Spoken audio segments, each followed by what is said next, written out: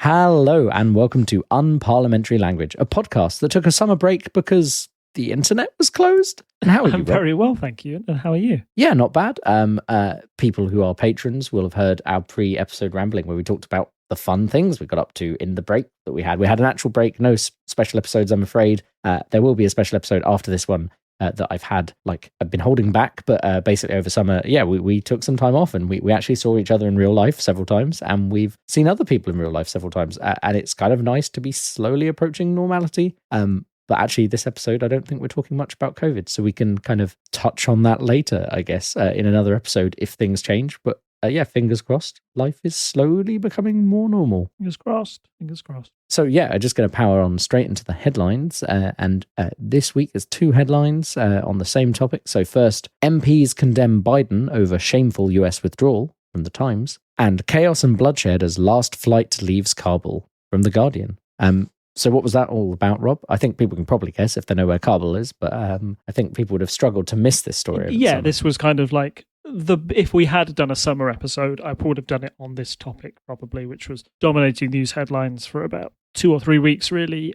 It was about the US withdrawal from Afghanistan and basically how quickly that withdrawal turned into the return of the Taliban taking back over Afghanistan. This was something that was planned, that people knew was going to happen and could have happened a lot sooner. So even though it's happened under the Biden regime, these wheels were put in motion ever since Trump kind of lost the election back in late November 2020. One of the big reports they had out there was that Trump was going to withdraw troops from the US before Biden became president. And a lot of his generals stepped in and said, no, you can't do that. That's too quick. However, it is something that Biden's continued with, and they've set the wheels in motion. And because everybody's known about it, it kind of gave the Taliban a while to prepare for this, and this may have led to the capitulation happening quicker than everybody thought it would. Most US intelligence had predicted that it would take at least 3 months for the Taliban to take control, if that was it, but it appeared to be a number of weeks when all of a sudden they were in Kabul. We saw those pictures where you heard of the standing Afghanistan prime minister fleeing the country, and then you saw all of those people trying to escape via the airport and loads of refugees trying to get out of the country as well. So it's been, I think, the whole speed of this situation is what's been so shocking and has really helped it garner front page attention.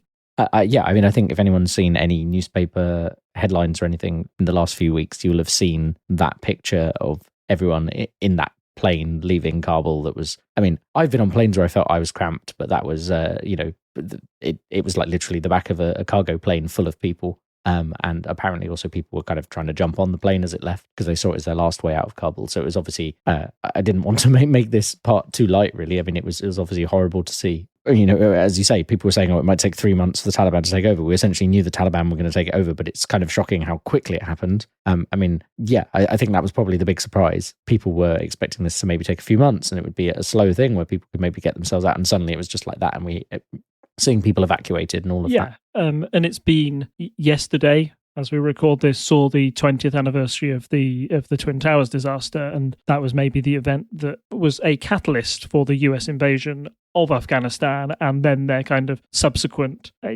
occupation is kind of the wrong word, but at least they always kept a military presence in Afghanistan as soon as they'd helped the non-Taliban forces take over in that country. So to see sort of 20 years of democracy and progress gone in a couple of weeks was heartbreaking to see. A lot of people kind of wondered what if you were a soldier who'd fought for that, what had you fought for if it could all come apart so quickly? So that was quite depressing, and was something where people could reflect on our actions. Was that a worthy war? But you've also got to look at it at the other impacts it's having on, particularly women and girls in Afghanistan who are now having to live under a totalitarian regime of religious fundamentalists that don't believe in their right to education or to read. There were stories of educated women feeling they had to burn their diplomas so they wouldn't get targeted by the Taliban, etc. So it's a heartbreaking loss in many ways to see it go so quickly. I did really want to just quickly touch on some of the reasons why it went so quickly or quicker than US forces thought it would.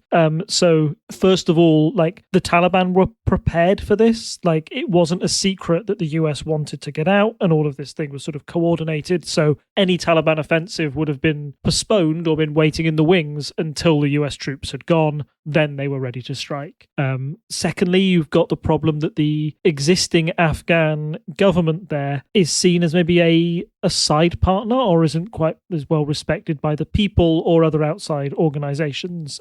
So, for example, Trump, while he was in power, did actually negotiate a ceasefire with the Taliban, but he did that without the involvement of the current Afghan government. So, for the Taliban, at least, they kind of felt that agreement was between US soldiers and them. They didn't really have to respect the Afghan government in the same way. So, as soon as the US military might was gone, that certainly left quite a big power vacuum that the Taliban were able to fill. I've also heard sort of quotes that, the Taliban were ready to strike, and they were ready to strike these soldiers who were out in camps in the middle of nowhere.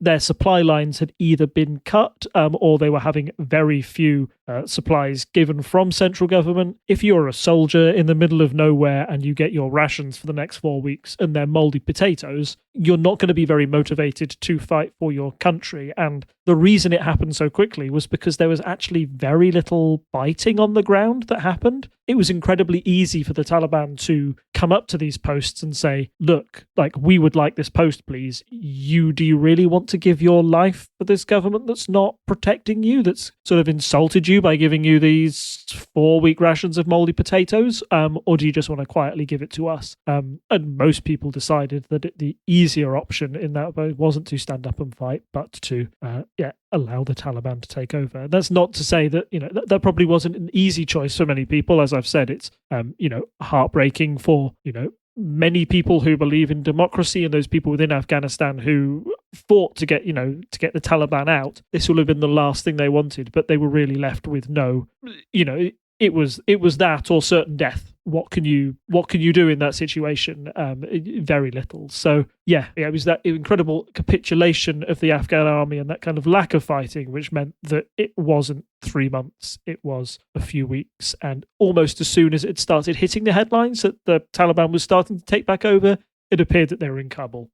And by then it was too late for anybody to go back. The US suddenly couldn't take back control without launching another full-scale invasion again. And that's something that President Biden has been very clear that they're not going to do. The US does want to draw a line under this conflict. So, that appears to be, the Taliban being in control appears to be the new status quo in Afghanistan. So we'll see how the rest of the world reacts to that. Yeah, I think you touched on a few things there. I just want to add a few more points to. So you mentioned about how they had like the deal signed, and then there was also kind of there's kind of seems to be this kind of idea of like the new Taliban, like they're different this time around that they're trying to present. And you also talked about that, like the effect this is having on women and girls, and some of them like burning their certificates and things like that. I would point people like this is our pre-main story part, because this happened when we were away. I would definitely encourage people to go listen to the Guilty Feminist emergency episode they did when this was all happening, because I think it made a lot of important points, but also it has some Afghans like being rightfully angry about what happened and explaining how they feel. And I think that's probably a better time capsule of what it was like in those weeks after, and also the kind of feelings that people will still be having in Afghanistan, because it's not something we can really speak to. So I would listen to that episode.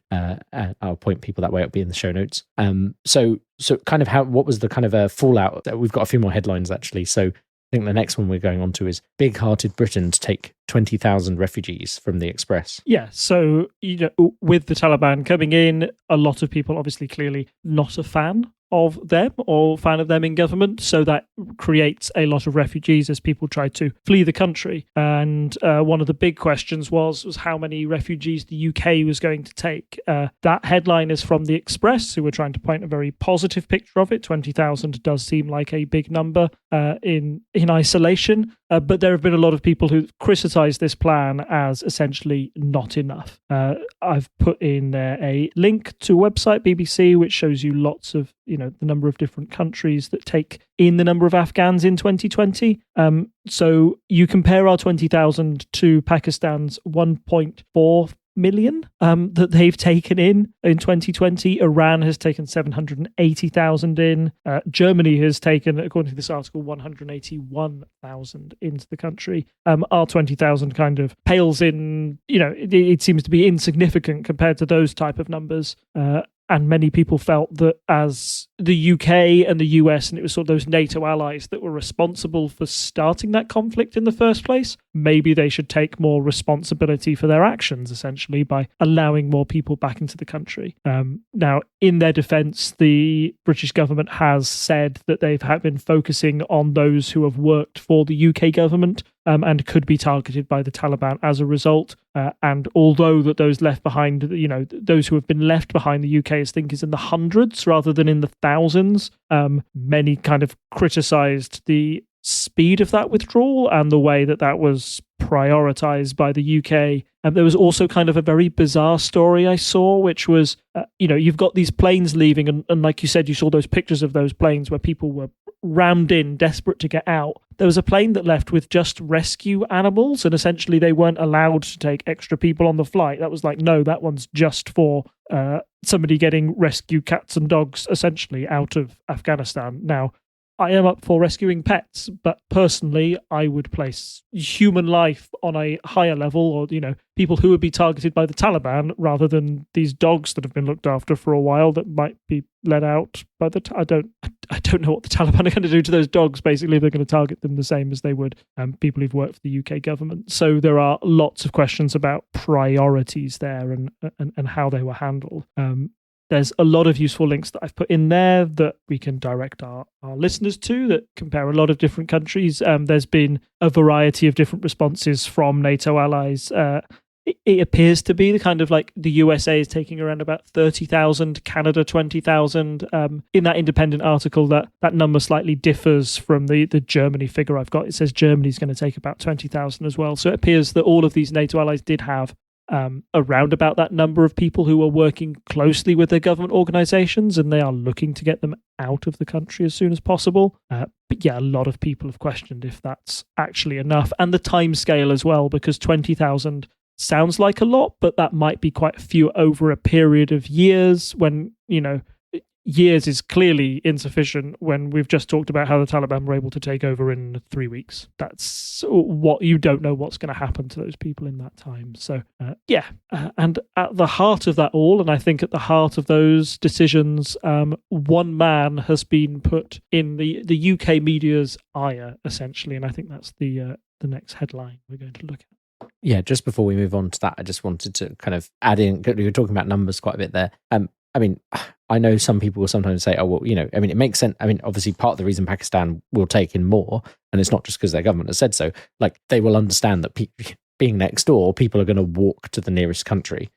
People might not want to come to the UK. Yeah, they share a land border, it's easier, etc. One thing to be aware of, and I don't have a specific link right now to the podcast I heard this on, but it was probably discussed on several, to be fair, but I definitely heard on a news podcast I was listening to about how difficult that actually is, despite the fact, you might be like, oh, it's only how many miles, but it is a very difficult road, especially when you've also got to contend with the Taliban, as if you're one of those people who's trying to get out, who was like helping the UK, the US, etc. So, that's part of the reason, like you said, this is our fault for going in there in the first place, and these people have been put at risk because of their association with the UK, the US, etc. That's why we feel these people should be extracted in that situation. As you said, maybe only a few hundred people there left behind, which sounds better than I thought it was. But also, there's going to be, other things, extended family, etc., that may need to be evacuated for the same reason. And so just leaving those people behind seems, it's not okay, really. I mean, there's no other way to put it. And as you said, that kind of leads to a bit of there was a lot of finger pointing, I would say, in the cabinet around this and in the government at large. So our next headline on that is UK cabinet ministers at war in Afghanistan blame game from The Independent. Yeah. So the man who was at the centre of this row was our Foreign Secretary, Dominic Raab.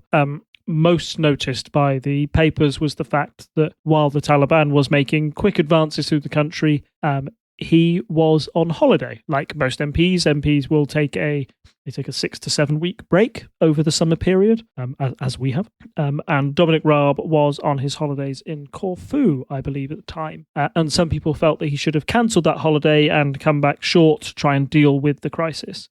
Also, more news stories emerged that as people at the Foreign Office who weren't on holiday were trying desperately hard to, arrange papers and arrange transport to get UK translators out of the country, Raab was essentially asked to make a phone call, and allegedly he didn't make that phone call or refused to do so. This is an allegation that Dominic Raab denies. Some people say that he was paddleboarding whilst the incident happened. Raab's defense of that was that the sea was closed, which is a comment that has got much attention from people because nobody really understands how you can close the sea. Quite a large area for somebody to suddenly take control of and close entirely. But that aside, he's certainly not been one of the MPs that has come out of this particularly well, and there are a number of questions that Raab has had to answer, particularly as part of the select committee, and they feel like he should be held responsible for. So, like, why he went on that holiday in the first place. Many people have said that it was the wrong decision to even go. He would have been aware that the Taliban were advancing probably when he decided to go, and then the situation really got bad towards the end of it. Maybe as Foreign Secretary, you should have some vision on those sort of things. Going back to that Independent article, that was actually some of like the briefing war of words that came out in the papers. One paper basically said that Boris Johnson asked Raab to come back, and Raab's decision was to say. Another newspaper briefed that Raab said that he only stayed because the Prime Minister said it was okay for him to do so. Like, Raab wanted to come back, and the Prime Minister said, no, you're on your holiday, you stay there, we can deal with this. So it's bizarre that you've got people right at the head of government that appear to be briefing against each other in national newspapers. Secondly, we've talked about those translators. A lot of people were kind of talking about when he spoke to UK ambassadors and when he last spoke to any ambassador actually that was in the region. There are allegations that he hadn't spoken to like the Pakistan ambassador in over 6 months. And when you've got something where you imagine like loads of refugees might be coming to that country, you might see that as a strategic ally to get on side, or at least somebody to touch base with if this is happening. The fact that this doesn't seem to have happened, again, is worrying and puts his role as Foreign Secretary under the microscope, and people wondering if he should be fired or resign for those actions. It must be noted, and it's something that we've said on this podcast several times, it does appear that it takes an awful lot to get fired from this cabinet or resign. We've talked that Boris Johnson has quite a small talent pool when it comes to cabinet ministers who are loyal to him, and he appears to reward loyalty rather than ability, in my opinion. And in my opinion, I think Dominic Raab would be a foreign secretary that would have gone as a result of this under any other prime minister that we've had, or at least come very close. The fact that it wasn't even raised as a question seriously within the cabinet and appears to have been brushed over as events have moved on and away from Afghanistan as the news cycle has continued. That really does raise a question mark of, is Boris Johnson ever going to reshuffle his cabinet? Is this the one we've got for the past 5 years? The only change that he's made has been the Hancock change, and that was enforced, and Hancock eventually resigned rather than being fired by Johnson. So that I think that gives you the kind of like scale or what somebody has to be done to get out of their job, and even then it took them to resign rather than Boris Johnson pulling the trigger. Yeah, and I mean I think we've touched on this thread a lot of times, but it very much seems like it's Boris's mates that he's got into the cabinet, and they will stay there as you know. It has, as you say, that it's not just are they viable anymore in the way that it would have been in previous times. It's just, there has to be something so bad that they can't keep them around, which is kind of a shift, and a bit more Trumpian and populist, I guess, in a certain way. Yeah, I don't think I have much to add other than, definitely a bad idea to decide to go on holiday when you're foreign secretary, and that kind of thing is in the offing. So, I don't have much more to add than you've said. I think we should probably move on to our main headline tonight, which actually we've got two more headlines here to read out, but these are our main story tonight with two headlines. First, Bojo's biggest gamble from The Sun, and then highest taxes since the war from The Telegraph. I'm contractually obliged to pronounce the war like that because I have watched Only Fools and Horses. So what's this story about, Rob? This is the news that Boris Johnson is seeking a radical change to the way that national insurance is paid in order to fund a significant increase in money for the NHS. Essentially. And this has had quite the reaction, both from people from within his party and without, and might be, in my opinion, it's probably the most significant policy announcement this government has made since Brexit. And they had to do Brexit, and Brexit was a long time ago. Essentially, what has happened is that Boris Johnson is proposing a tax rise in national insurance to raise an extra £12 billion, £2 billion of that for Scotland and Wales, and the rest goes to England. He hasn't just decided to do this for a laugh or out of nowhere. The big reason, or at least Boris says the big reason, is COVID. Obviously, COVID has happened, and that has put the NHS under immense amount of strain, and in those first few months of the pandemic, it was almost like the NHS had a blank check to go and get whatever they needed to save lives. We saw entire new Nightingale hospitals spring out of nowhere, and an immense effort from staff and those people who are planning to get all of that ready. But now it appears that all of that has to be paid for, and this is the way that Boris Johnson is proposing they do it. It's not only just a response to COVID in how much money it took to deal with COVID itself, but there's also a lot that comes from the increased NHS backlog that's caused, and the extra capacity that will be needed in hospitals to try and get through that backlog as quickly as possible. NHS waiting lists have often been a big talking point when it comes to the National Health Service, and it's probably no secret that there were quite long waiting lists even before COVID happened. Now that they were forced to postpone months of theatre operations and face-to-face appointments, the NHS now faces one of its biggest challenges trying to get through all of that. So it's clear that they need the extra money.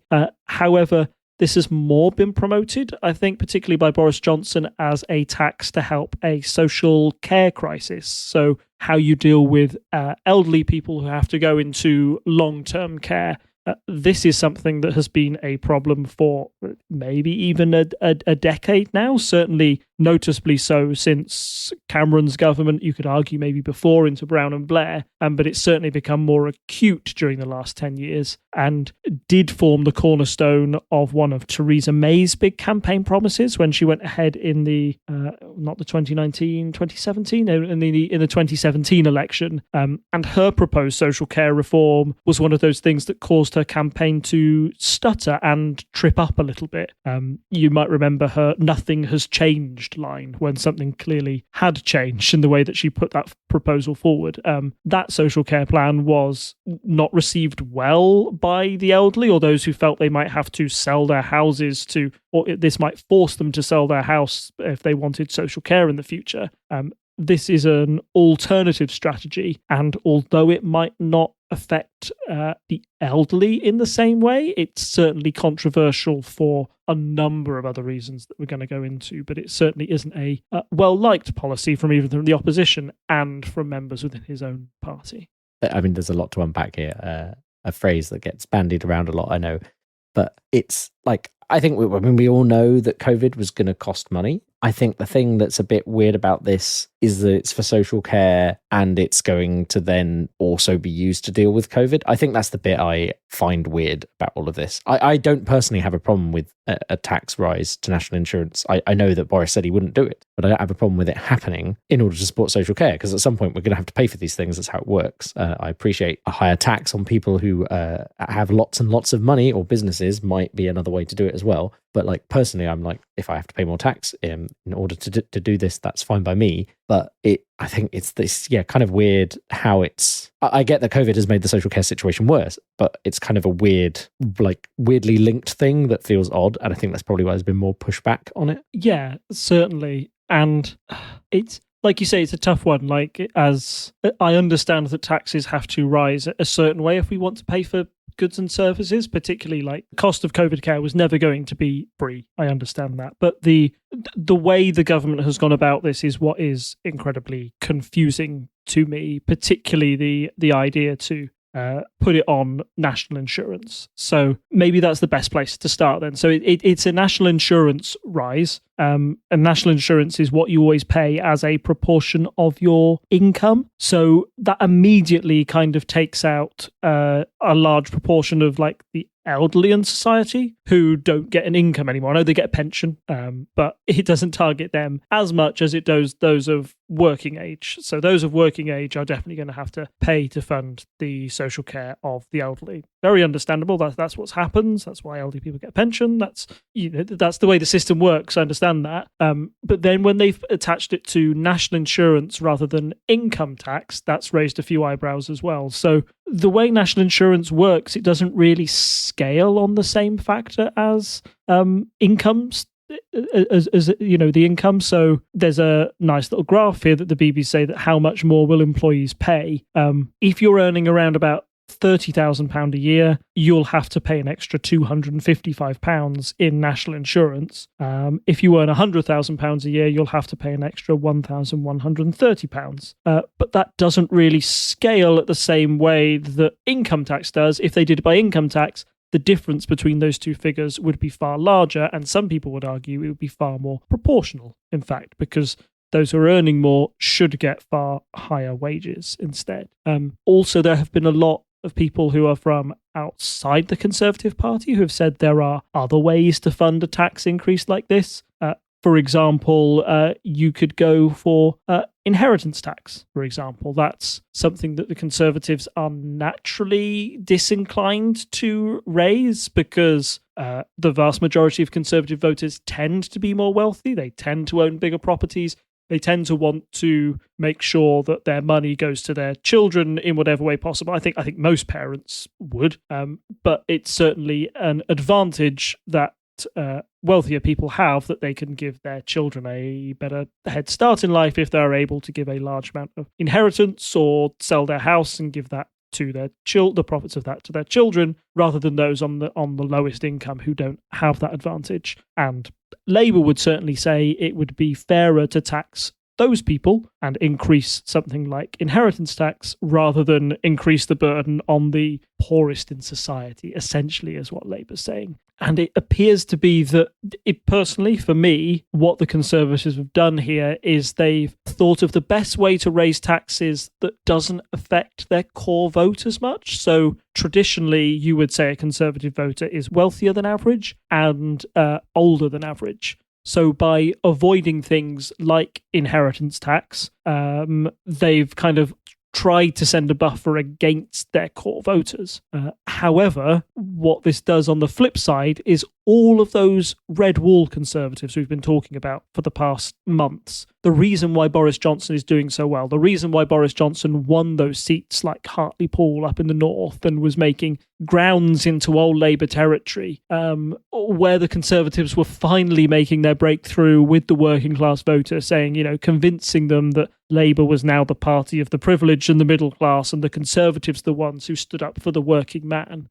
That kind of undermines that entire message in one fell swoop. And it's kind of like my opinion that, even though this might not have such a big impact now with voters, when it starts to hit their pay package and there's only one person they can look to blame for that, that might start having an effect on, the Conservatives losing some favour amongst the electorate.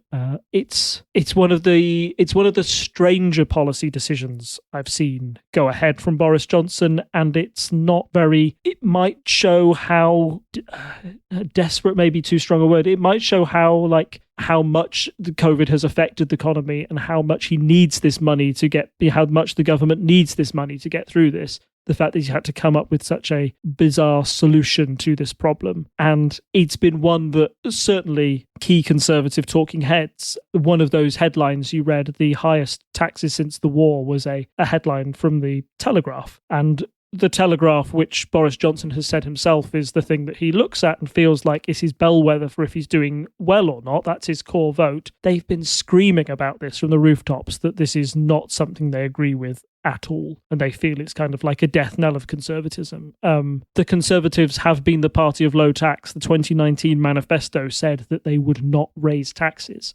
So to go back on that promise seems to undermine why a lot of people voted Conservative as well. Boris Johnson's excuse is nobody could plan for COVID. COVID was in nobody's manifesto. We've had to change our tune because of it, and I understand that to a degree. But personally, like I said, if you were looking to raise taxes to help pay for social care, 12 billion, which some sources and even the NHS themselves say may not be enough, the fact they've done it in such a convoluted way, in my opinion, to target national insurance rather than income tax or inheritance tax, really kind of undermines a lot of places where Conservatives are making gains in the public psyche. So a lot of places where the Conservatives were starting to make grounds in Labour seats, I feel they may lose those if these go ahead. Even though this was brought in on, I feel like the first we heard about this was on a Tuesday, and it was very quickly voted through Parliament by Wednesday or Thursday. There was a very quick debate, and it was won by a sizable Conservative majority of 71. So the rebellion amongst the Conservative MPs might not be as strong as the rebellion there was in the Conservative papers. But there certainly seems to be a fight there between those two factions of staying loyal or traditional conservatism, which this really seems to clash with. Yeah, I think that's an interesting thing. It's turning around. Not only was it on the manifesto, but it is generally anti-conservative to increase taxes. I mean, we all knew it was coming, and that it would probably, it was going to happen with this government, some kind of tax increase. So, the fact that there is a tax increase in any way is not surprising. They have to get money from somewhere. It doesn't. There's no magic money tree, despite what may have been claimed in the past. I think it's interesting because I wonder, we talked about the red wall constituencies and a few other things and how that might be affected. And I think we're about to talk about how this has affected the Prime Minister's ratings in the polls as well, which is kind of a knock-on effect there. But I do wonder, for all of the nuance of which type of tax this is and how this affects people, and we've got a lovely article from the New Statesman that you can read in the show notes about how graduates end up paying more tax for various reasons and things like this. But I wonder if actually the main thing is going to be, well, he said he won't tax us, and he has. That sounds like that's such a simple, easy political argument for the other parties to make. It doesn't. There's a lot of nuance going on that I think is not the kind of winning slogan. The slogan here is, I've already seen these adverts on Facebook, coming at you, which are like a picture of Boris, looking a bit derpy. I mean, there's plenty of those. And then above it, he said he wasn't going to tax you, lies. It's a very easy way to target someone. So, I mean, the question is whether you can keep targeting him over that until the next general election. I imagine it's more the kind of thing that might help push a prime minister out of the way before a general election, as opposed to being a general election. I mean, it can come up in a general election promise, but obviously, as we've said before, general election, long way away. I don't think I have much more to add specifically on that point. I just wanted to raise that. And I just want to be clear when I say that I'm happy paying more tax myself. I'm not saying I agree with the decision. It's just I could pay more tax and it would be fine. Obviously, I'd like to pay less tax. So would everyone. But you need to pay for things, unfortunately. And but I think, it is important to have the discussion, especially if people who are not as far into their careers as you and I are being taxed more. Then that's going to have we've already seen that with our generation, how much longer it takes people to get houses and stuff because they have less ready money to put away and save. And that's for various reasons. But, and the fact that houses cost more and stuff like that. There's a lot going on. I appreciate it's not as simple as these people are being taxed more, but definitely taxing people who are fresh out of university, or in some cases not even gone to university, just as they start their first jobs, more than people who are established in their careers, is problematic, because those people need to start to build up their own savings so that they can eventually buy a house or do whatever it is they want to do with their lives. So yeah, it's bad that it's and it's things like even like the lowest earners, like I can't remember what the thresholds are off the top of my head, so apologies for this, but there's a threshold, I think, of about 10 grand or something before you have to start paying income tax on what you earn over a year. Something like that. The same threshold for national insurance is far lower, which means that you might not pay income tax, but you will pay national insurance. So that's how it affects the very poorest in society, exacerbated by the fact that like universal credit, or at least the extra £20 people were getting, that's also been taken away. So if you take that away and then present them with more national insurance, that's like a double whammy that will really affect the poorest in society that way. And the fact that you're sort of doing it over 40 quid for these people, which means so much to them, or, an incredible amount to them with what they can do with their lives, compared to the extra £1,000 it is for somebody on 100 grand a week, that seems intrinsically unfair to me. And, personally, I think that is a bad way to run your tax system. I know it's maybe a lazy and overused argument, but, if you decided that we were going to tax Google or Amazon for the business they did there, and in some way that tax could be increased, that might be a far better source of income that most people would be happy with there being a higher tax on those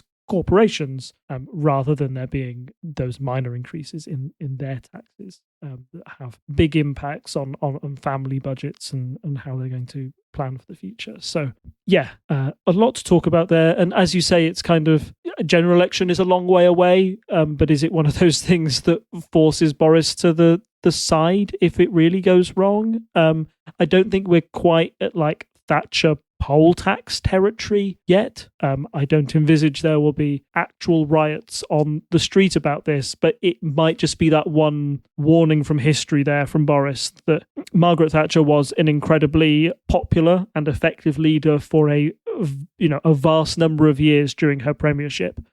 But it only took one badly misjudged policy to essentially lead to her downfall. It wasn't long after she had to retract on the poll tax that the Conservatives quietly moved her aside and found somebody else to replace her. So that might be why Boris should be looking over his shoulder when this policy more concerned. When this policy actually goes live, to see how much movement there will be. Just one final point to add on tax. You mentioned, you said the personal allowance. You implied it's around 10 grand. It's actually over 12,500 now, and I think that's another thing that's so. I know we started working slightly different, a few years apart, but I remember one thing when I just started working, that while I didn't get a pay increase for a few years, I did really notice and feel as a recent graduate the increase in the personal allowance, which is the point before you are taxed, which went up from, I think, 11,000 and something to the 12,570 is now over several years during the start of my career. So that was without my company. I mean, my company should have been paying me more at that point, but that's how jobs go. You get on a salary and you have to argue to like get an increase later on. But that during that period, I really did feel the effect of that, because it's exactly what we're describing. People who have just come out of university or have just started to work, getting essentially what is a slight pay increase because of the change in the personal allowance. And I think that probably, because that all happened either under a Conservative government or under a coalition, I think that probably did engender in that group of, that younger age group, a bit of good feeling towards the government that was just slowly reducing how much they were taxed. And then this, as you say, is quite a reversal there, and it's affecting that similar age group now negatively. So it's quite a big shift in kind of what feels like Conservative Party policy. I mean, obviously that was pre-Boris Johnson as leader, but it's something that was noticeable to me in my pay packet at the time. If it had been going the opposite way, I would have not been so happy. I mean, I wasn't happy with the Conservative government anyway. I mean, that's a personal thing, but if you were someone who was on side and suddenly you're like, oh, why am I getting less money?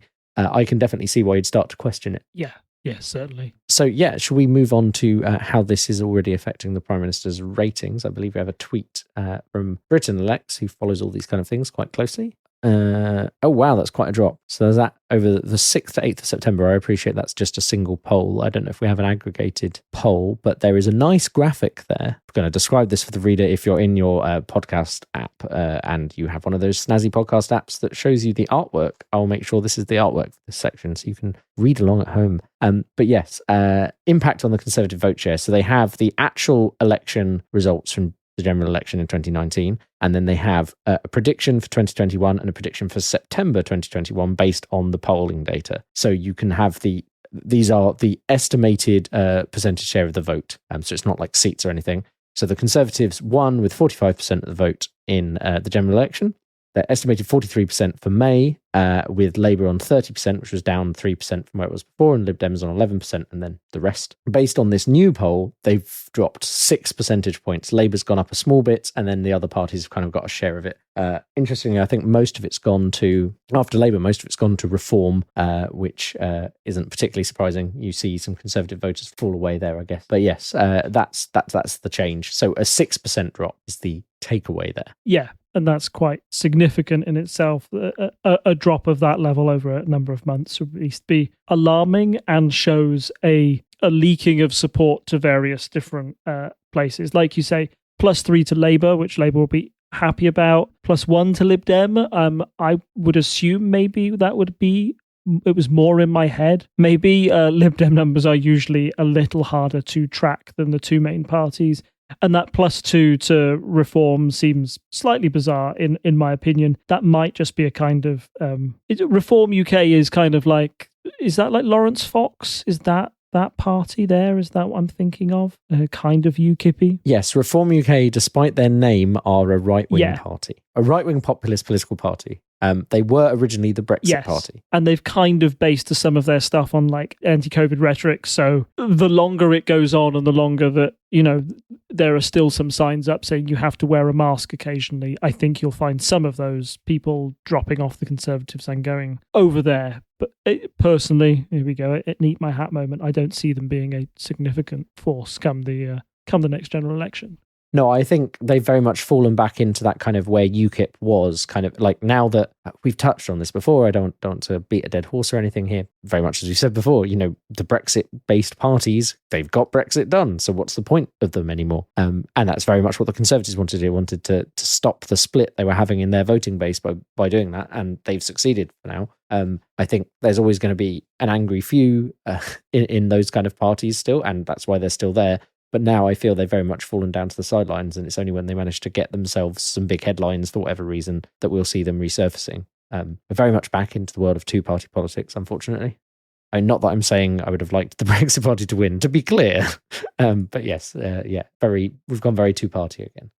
Maybe one of the more significant polls as well, or at least one that caught my eye, was one from YouGov from the 9th of September, which put Labour on 35%, the Conservatives on 33%, and the Lib Dems on 10%, which is the first Labour taking a lead in one of their polls since January this year, and that was kind of before the vaccine bounce, as we'd call it, where that was right in the middle of that second wave of COVID that was looking quite bad for the government back then. So I think that is kind of proof that this policy has certainly made an impact on voters.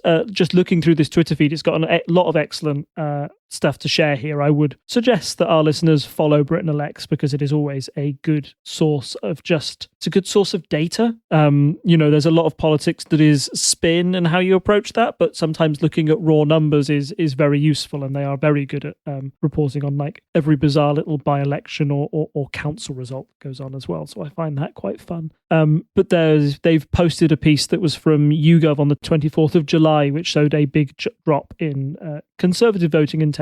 And one of their analysts, Ben Walker here, says 1 in 5 of the 2019 Tory vote now says they're undecided. Wow, that's a big number.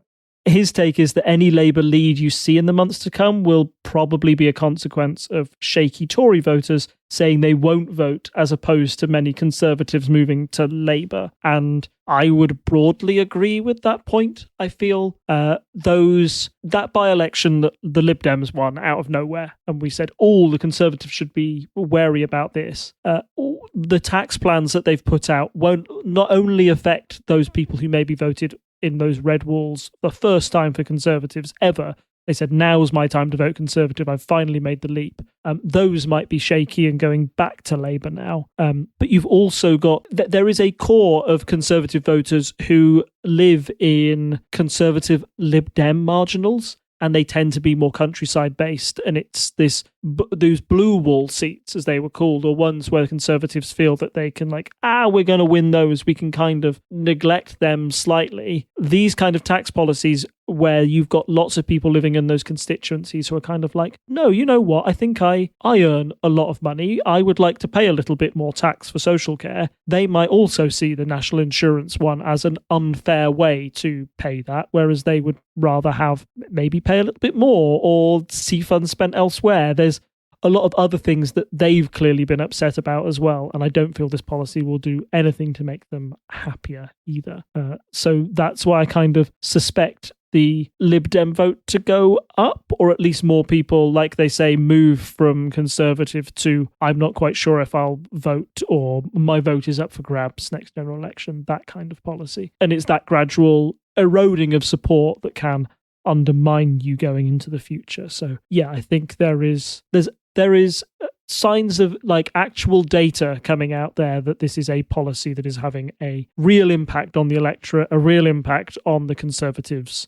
Tremendous poll lead they've had since, for the first half of 2021. And it'll be interesting to see how Boris Johnson reacts to that. If he changes his tune, we know that Boris Johnson is, I believe he is a populist at heart, and that he will try and do whatever make the public happy. And this is certainly a policy that hasn't made the vast majority of the public very happy with his government. For people who are in the Discord chat, and if you're not there, come join us on Discord. It's fun. We record here live.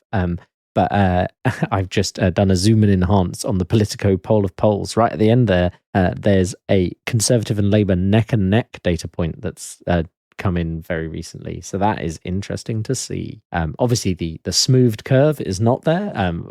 It's an average over the polls. So, let's not jump to conclusions based on that. But that is an interesting thing to see. So we will watch this poll's career with great interest.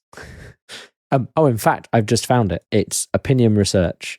It's 38% Conservatives, 38% Labour, and 8% Lib Dem is theirs. I think, I may be wrong, but it only lists 4 parties, those 3 in Greens. I wonder if that's one that doesn't give you the option for the other parties, which may be why it looks like that's why it looks like it's closer. Because if people can't pick the party they would vote for, they sometimes go for the nearest thing. I don't know how Opinion do their polls, but that might be what's going on there. But yes, you can see there that they're neck and neck, which is interesting. It's going to be interesting over the next few weeks. At this point, we normally move into the polls, but we've kind of done them this week.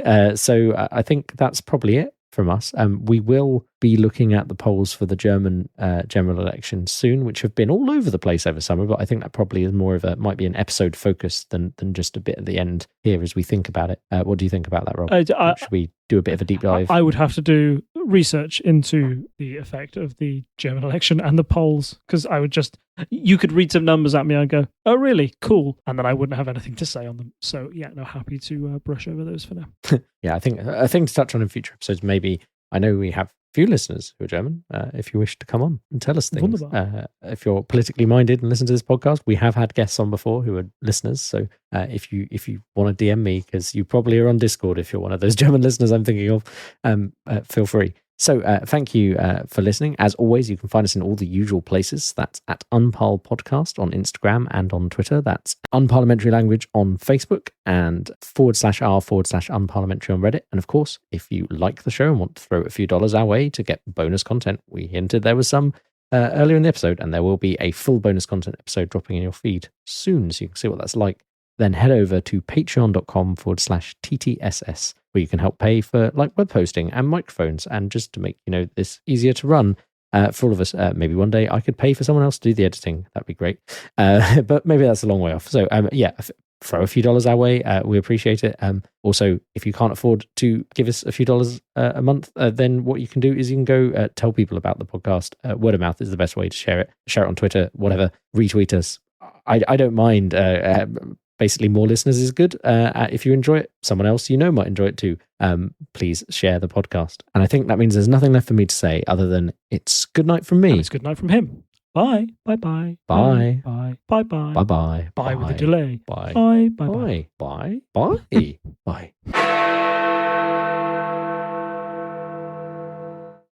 Good evening and welcome to the bar. Join Dr. Wilko as he investigates the histories of your favourite spirits and your favourite cocktails while mixing you a drink at the bar. The other bars may be closed, but a podcast bar will always remain open.